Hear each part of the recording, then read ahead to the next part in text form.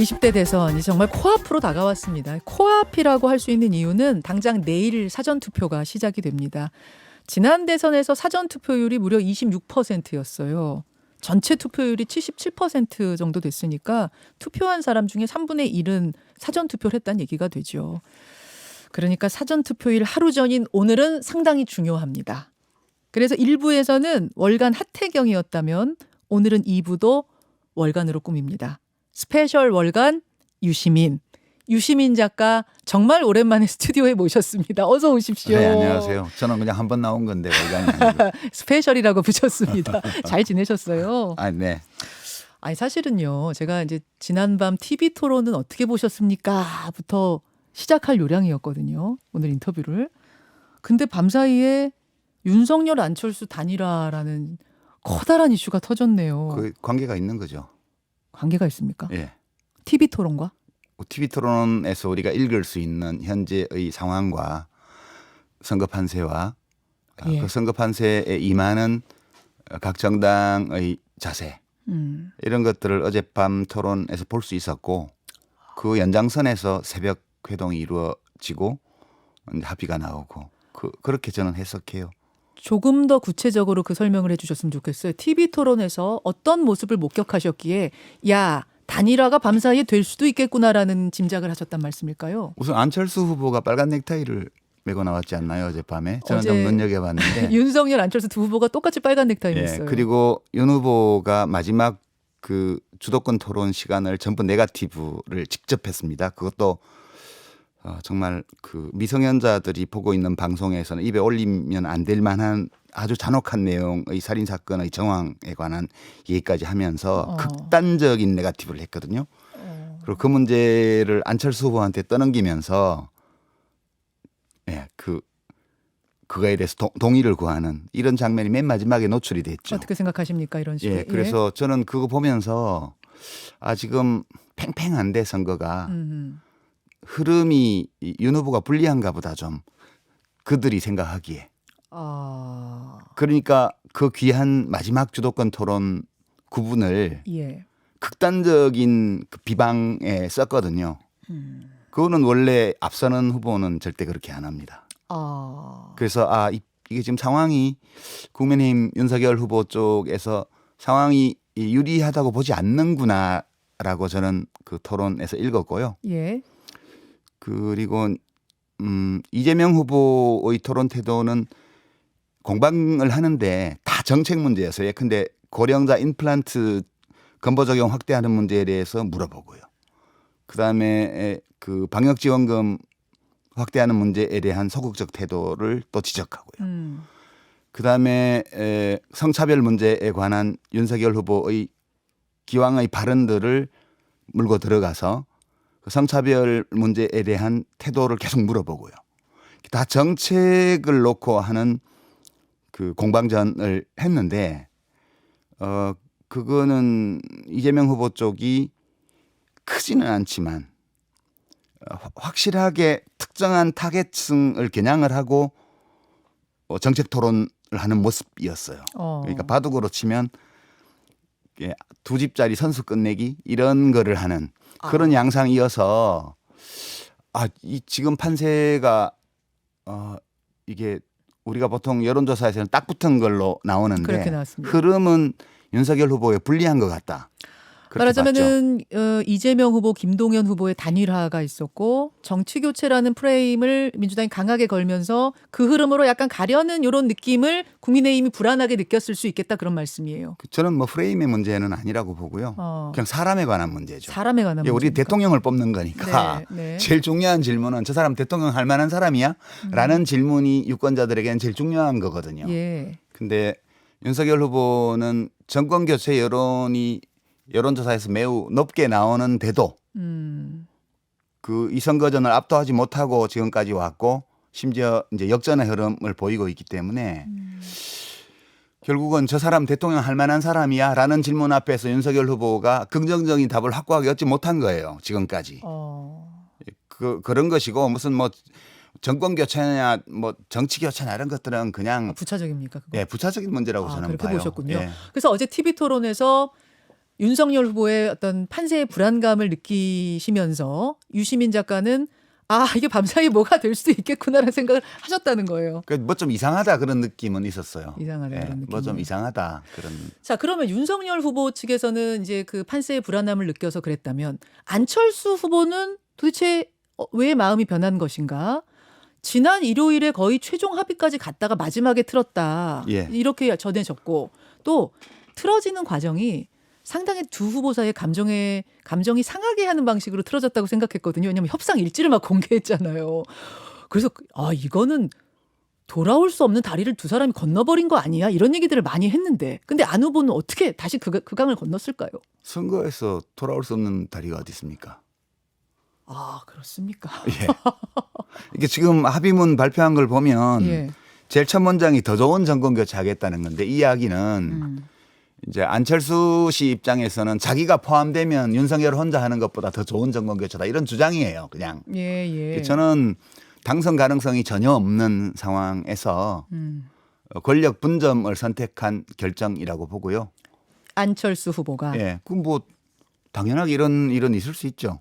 그러니까 뭐 좀 사람들은 비아냥되는 식으로 처음부터 그런 얘기했었죠. 광팔러 나왔다 그런 비아냥들을 했었는데 온라인 여론들에서 이제 그런 것들이 좀 있었죠. 예, 그게 사실 광 파는 건 아니죠. 광 파는 거는 규칙에 따라서 우리 고수 칠 때 광을 파는 건데 이거는 규칙은 아니에요. 그렇지만 정치에서는 이런 일을 얼마든지 할 수 있다.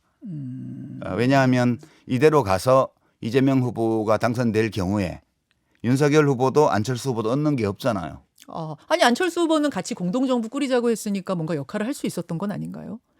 이재명 후보가 손을 내밀었고. 그거는 지금까지 정권 교체를 주장해 왔기 때문에 예, 그 통합 정부는 못 받아들이죠. 안철수 씨가. 안철수 후보 입장에서 못 받아들입니까? 예. 준다고 해도 못 받아들입니까? 같이 하자고 해도. 그러면 뭐 그거 할 수는 있겠지만 너무 달라지는 거 아닌가요? 지금까지 해온 거하고. 지금 윤석열 후보하고 하는 거는 좀 덜 달라지는 거죠. 달라지는 거는 하지만 그러니까 지금 합당을 하는 거기 때문에 사실 뭐 여기 있는 미사여구들은 다 의미가 없고요. 그냥 국민의당이 없어지는 거예요. 국회의원 3명 있는 조그만 정당이 후보 지지율도 윤석열 후보에 비해서 한 4분의 1 정도 그런 수준에 있는 조그만 정당이 국민의힘에 흡수되어서 사라지는 과정이에요. 그 과정에서 안철수 후보가 인사권의 절반을 가지게 되는 거죠. 예, 그런 걸로 봅니다. 지금 지난 일요일에 나왔던 최종 합의안에서 전혀 추가된 거는 없는 상태라고 아까 하태경 의원은 인터뷰에서 말씀을 하시더라고요. 추가할 수 없죠. 이거는 공식 문서니까요. 공식 문서는 이렇게 오늘 발표한 공동선언문은 그 이제 관값이 얼마가 오가는지 이런 것들은 얘기할 수가 없죠. 여기서는 좋은 명분으로 좋게 얘기하는 거고 이 합의가 나왔다는 얘기는 며칠 전에 서로 가시돋친 말을 주고받으면서 안철수 후보가 유세에서 그저께 윤석열 뽑으면 1년 안에 손가락 자르고 싶어질 거다 이런 말까지 공개적으로 할 정도로 대립이 심했지만 전국적으로 합의가 이루어진 거죠. 그러면 뒤에서 무슨 합의가 이루어졌느냐. 그럼 뭐 당연히 합의가 있죠. 그 합의를 안 하고 합당까지 한다는 거는 그건 뭐 자원봉사 뭐 봉사활동 하려고 정치하는 것도 아닌데 당연히 이면 합의가 있죠. 구두로 했건 문서로 보정했건 간에. 우리가 보는 이것 외에 보도되는 것 외에 이면 합의가 분명히 있을 것이다. 당연하죠. 당연합니까? 이게 무슨 장난하는 것도 아닌데.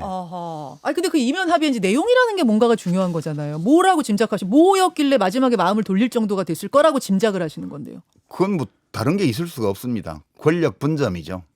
권력 분점에도 다양한 형태가 있을 수 있는데요. 그 예전에 DJP 연합할 때 1997년도에 그 국무총리 포함해서 내각 절반, 그 심지어는 정부 투자기관 뭐 공공기관 인사권 절반까지 다 김종필 씨가 가졌거든요. 지지율 5% 가지고요. 예, 그 모습이 떠오르세요. 그게 승패를 갈랐거든요. 승패를 가른 요인 중에 하나였어요. DJP 연합의 성공이. 물론이죠. 근데 이제 이 경우는 사실 그랑 비슷한 합의가 있으리라고 저는 추측하는데 뭐 증거가 없으니까 단언할 수는 없지만 그런 게 있으리라고 봐요. 그게 없이는 이런 합의가 이루어질 수 없고 무언가 며칠 전에 이렇게 결렬되었던 것처럼 얘기를 할 때는 뭔가 안 맞은 거예요. 합의가 안 된 거예요. 어떤 것이. 근데 그게 해소됐기 때문에 지금 누가 양보를 했건 해소됐기 때문에 이 합의가 이루어진 거라고 보고요. 그렇게 보시는 기본적으로 권력 분점에 관한 합의죠. 아까 하태경 의원은 아니, 그런 게 아니고 일주일 동안 안철수 후보가 정권 교체가 얼마나 중요한 것인가에 대한 어떤 찐 여론, 진짜 여론을 체감하면서 마음을 돌린 것이다. 이렇게 말씀하시더라고요. 본인도 안 믿을 거예요. 아, 그냥 하는 소리죠. 예. 아, 그렇게까지 보시는군요. 알겠습니다. 자, 이렇게 어쨌든 단일화가 이제 이루어졌습니다. 이게 얼마나 영향을 이 판세에 미칠 것인가 하는 건데요.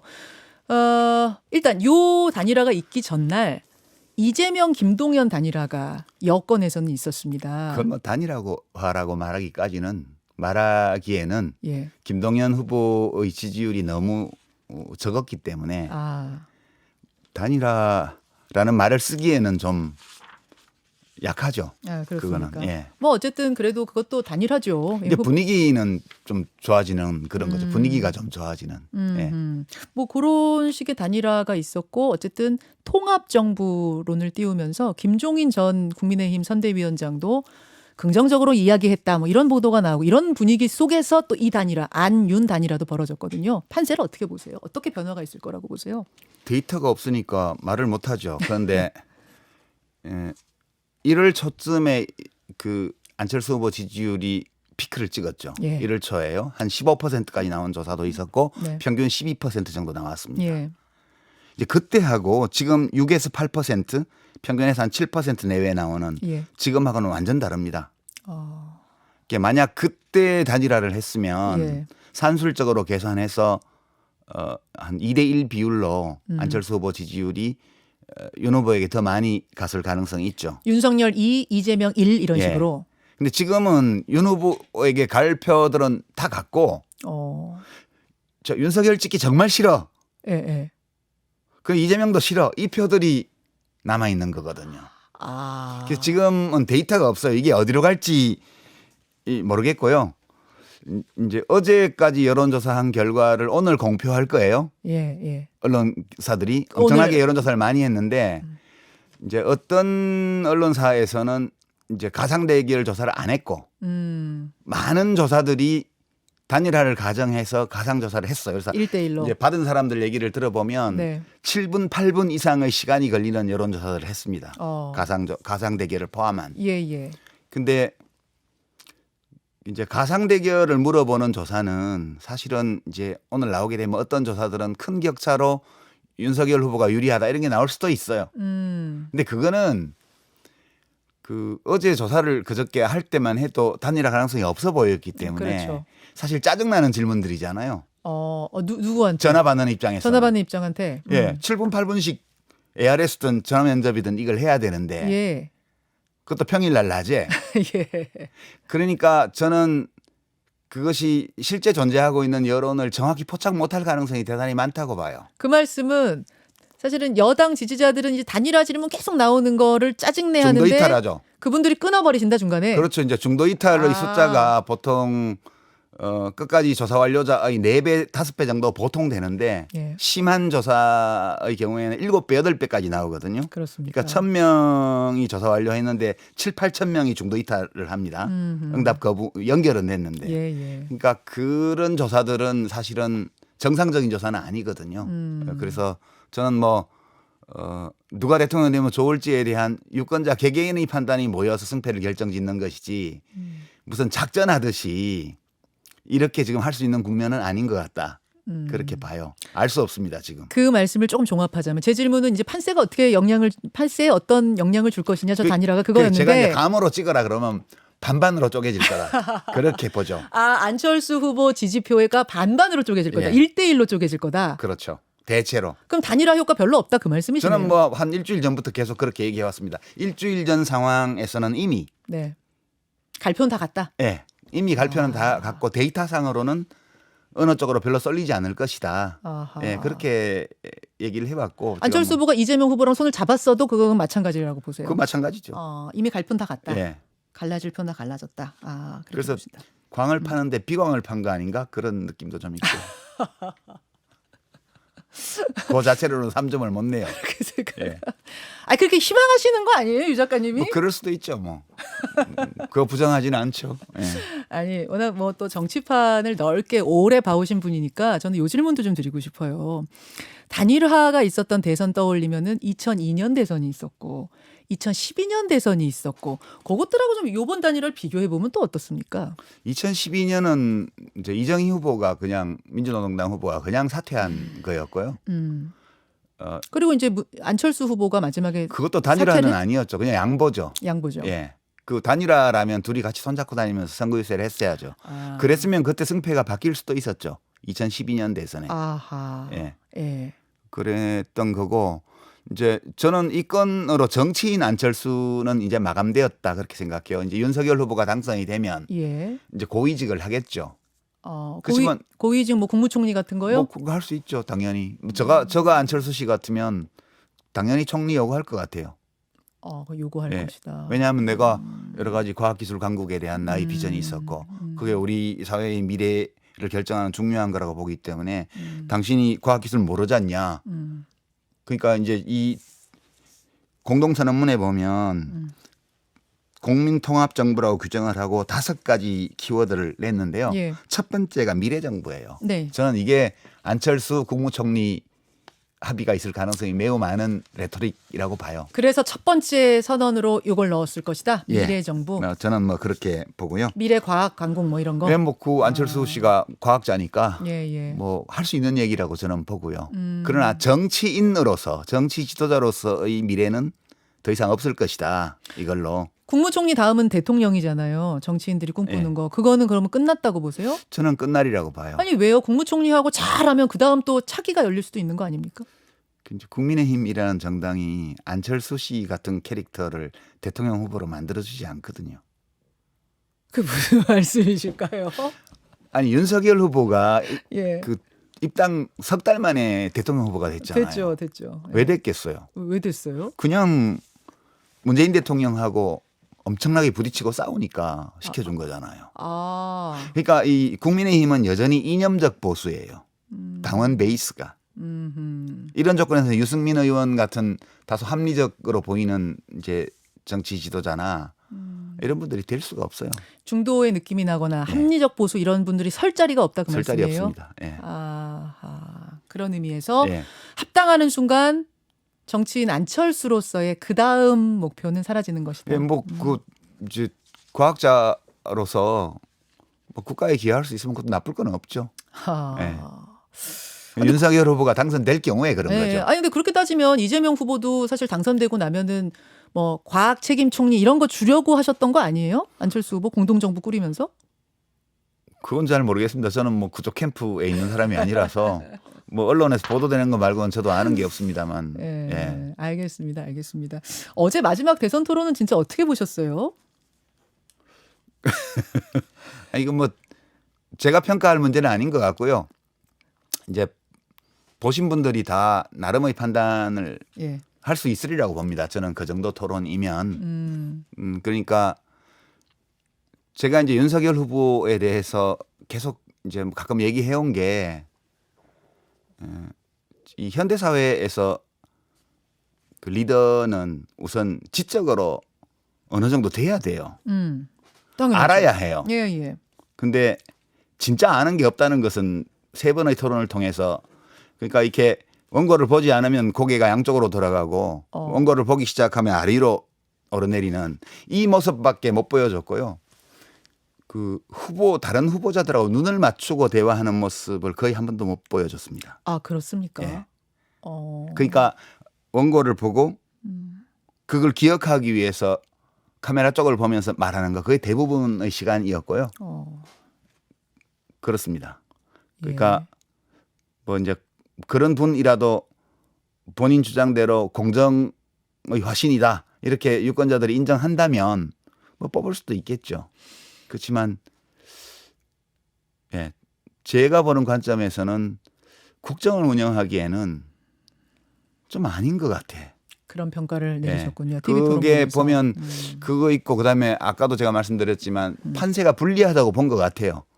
이재명 후보는 뭐 무속 논란이라든가 그 배우자나 그 처가 쪽 여러 비리 혐의라든가 지금 뭐 통정매매에 관한 보도도 많이 나와 있고 주가 조작 이런 거 나와 있지만 그런 거에 대해서는 이재명 후보가 단 한마디도 네거티브를 안 했습니다. 어제는 그런데 그 전에는 도이치모터스 주가 조작 이야기를 했는데 받아친 거다. 주로 보면 윤석열 후보가 네거티브를 하고 이재명 후보가 받아치는 방식으로 진행이 됐는데 어제 토론은 대장동 문제를 또 갖고 들어오니까 그럼 대통령 되더라도 특검해서 대통령 당선돼도 책임집시다. 라고 얘기했을 때 그 응답 안 했습니다. 그리고 이재명 후보는 다른 건들을 일체 얘기를 하지를 않았어요. 그리고 그 윤석열 후보를 공격할 때는 다 정책에 관한 공격만 했습니다. 이제 그 흐름으로 보면 어제 현재 시점에서 각 주요 후보들이 인지하고 있는 판세는 그랬던 것 같아요. 그래서 이제 그 연장에서 이 합의가 있었고 그렇게 본다면 윤석열 후보가 뭔가 며칠 전 결렬되었다고 발표했을 때 안철수 후보가 요구했던 것을 들어주지 않은 게 있었는데 무언가를 오늘 새벽에 들어준 거다. 그거는 이렇게 보는 게 앞뒤가 맞는 해석 아닐까 이렇게 보고요. 계속 지금 TV 토론과 이 단일화는 연결돼 있다는 아주 강한 생각을 하고 계시는 거예요. 그럼요. 그게 아니면 우리가 알 수가 없어요. 지금. 알겠습니다. 지금 질문이 막 들어왔는데요. 분명히 합당하고 안철수 후보가 국무총리직 같은 걸 맡게 될 거라고 지금 말씀하셨는데 민주당이 172석인데 총리 인준이 되겠는가 이 질문을 청취자 한 분이 주셨네요. 그건 해주죠. 안철수 씨가 무슨 크게 비리가 있거나 하자가 있거나 뭐 한간에는 안철수 엑스파일이라 그래서 뭐 극우 사이트든 어디서든 그거 입수했다고 뭐 터뜨린다 뭐 그래서 협박받아가지고 단일한 거다 이런 그 근거도 없는 얘기를 하시는 분들이 있는데 그런 얘기를 할 게 아니고요. 만약 윤석열 후보가 당선이 되어서 안철수 후보를 지명한다면 청문 절차 거쳐서 해줘야죠. 해줄 거예요. 저는 해준다고 봅니다. 그렇게 보세요. 저는 뭐 안철수 씨가 그렇게 막 무슨 하자 있는 분은 아니잖아요. 물론 청문회 해서 뭐가 나올지는 모르겠지만. 하기는 이재명 후보도 같이 하자고 했을 정도인데 그걸 인준을 안 시켜줄 명분이 좀 부족하겠네요. 대통령 저는 뭐 윤석열 씨가 대통령이 안 될 거라고 보는 입장인데 뭐 알 수가 없죠. 근데 누가 될지 모르니까 지금 국면이. 되어서 안철수 씨를 총리로 지명한다면 적절한 절차를 국회법상의 절차를 거쳐서 청문을 하고 그 해주는 게 맞죠. 그 전에 김종필 씨를 국무총리로 DJP 연합 때 지명했을 때 6개월을 안 해줬잖아요. 그렇죠. 그런 것은 정치도 이상 옳지 않은 거죠. 그렇게 보시는군요. 이런 청취자 질문도 하나 그렇지만 들어왔습니다. 되질 않을 겁니다. 되지 않을 거기 때문에 생각할 필요 없다. 아니 생각은 해봐야죠. 생각을 아니 어쨌든 윤석열 후보를 키운 거는 문재인 정부고 추미애 장관이고 조국 장관이고 유시민 작가님도 일조한 거 아니십니까? 이런 질문도 들어왔어요. 뭐 그런 의견을 가진 분도 많이 있다는 걸 저는 알죠. 대답할 만한 가치는 없는 주장이시고요. 각자 판단하면 되죠. 그런 거는. 그 이제는 정말로 뭐 단일화까지 됐기 때문에 이재명, 윤석열 두 후보 중에 한 사람이 대통령이 될 가능성이 뭐 거의 지금 뭐 많아졌죠. 100%라고 봐야죠. 그렇죠. 그러면 이걸 한번 생각해 볼게요. 이재명 대통령의 강점, 윤석열 대통령의 강점, 또 반대로 이재명 대통령의 약점, 윤석열 대통령의 약점 어떻게 보세요? 그런 건 뭐 지금 와서 우리가 지금 지난 몇 달 동안 봐왔는데 굳이 그 얘기 제가 지금 할 필요 있을까요? 유 작가님 눈에 비친 모습은 어떨까 좀 궁금은 해요. 그러니까 저는 뭐 여러 특징을 말할 수 있는데 이제 이재명 씨는 한 사람으로서 대화를 하기에 편한 사람으로 느끼고요. 의견이 달라도 얼마든지 대화할 수 있는 그런 상대방으로 느끼고. 원래 개인적으로 좀 친하세요? 어떠세요? 아니요. 뭐 별로 친하지 않습니다. 공적으로 좀 아는 관계지. 윤석열 후보는 대화가 대단히 어려운 사람 같다. 그 점은 느끼는 게 있어요. 대화가 잘 안 된다. 기본적으로. 소통? 하여튼 대화가 안 되는 것 같아요. 윤석열 후보하고도 정말 좀 개인적으로 얘기를 해보고 그러셨던 경험들이 있으시죠? 없죠. 저는 개인적으로 일면식도 없죠. 근데 또 대화가 지금 안 될 것 같다는 그런 남들하고 대화하는 거 보면 느껴지잖아요. 그렇습니다. 그 기운이. 대선 후의 세상, 그러면 세상을 유 작가가 생각하시기에 이제 작가시니까 윤석열 대통령의 세상, 이재명 대통령의 세상 어떻게 좀 다를 것 같다? 어떤 게 또 뭐 비슷할 수도 있고 다를 수도 있고 어떻게 생각하세요? 그 대화가 잘 되는 대통령하고 잘 안 되는 대통령하고 그 차이죠, 뭐. 그냥 언뜻 생각하면 그게 뭐 그렇게 큰 차이인가? 이럴 수도 있는데. 저는 이제 윤석열 후보가 누구랑 그렇게 길게 대화하는 장면을 미디어에서 본 적이 없어요. 어떤 문제를 놓고. 이재명 후보의 경우에는 제가 개인적으로 대화를 해본 그런 게 아니고 예컨대 그 경기도의 계곡에 있는 불법 시설물 철거와 관련해서 그 업자분들하고 이제 간담회하는 예, 영상이라든가 또는 뭐 수원에 있는 어느 대학 기숙사를 생활치료센터로 쓸 때 거기 학생들이 우리 어디로 가란 말이냐고 항의할 때 쫓아가 가지고 대화하는 장면 이런 장면들을 많이 봤어요. 네. 그러니까 굉장히 대화를 잘하는 사람이라는 거.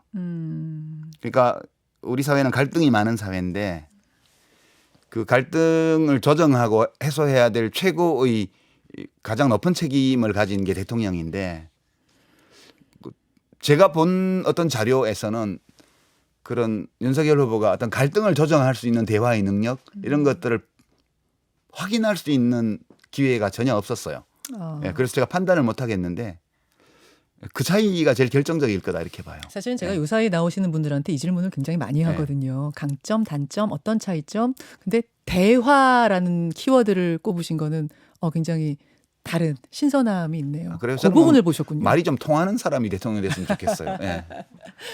예, 오늘 스페셜 월간으로 오늘 귀하게 초대를 했습니다. 괜히 쓸데없는 얘기만 많이 했습니다. 아닙니다, 아닙니다. 유시민 작가님 고맙습니다. 예.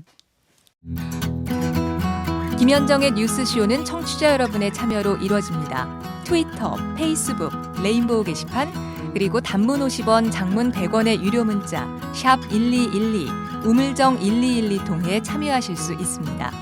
김현정의 뉴스쇼 여러분과 함께 만듭니다.